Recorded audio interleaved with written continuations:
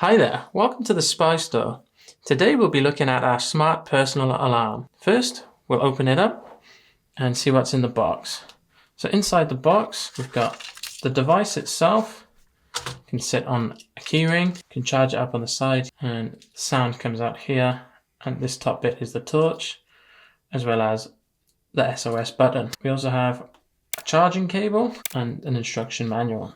To connect the device, we first need to open the Tuya Smart app.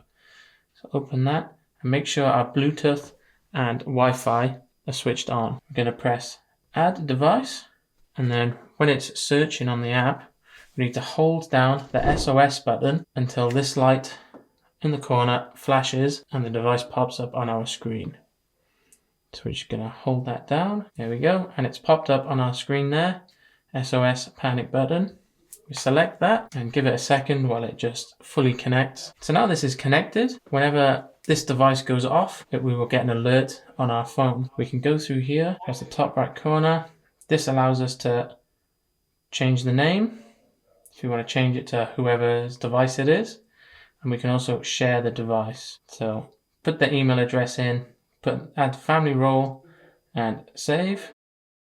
We've already added this person, so we confirm. And this allows it to pop up on this app on someone else's phone. So how it works, as long as the device is within Bluetooth range of this phone when it goes off, we'll get an alert on this phone, and also our partner phone or whoever we've shared the device to will also get an alert. If we go on settings, we can now go through and change some settings on here.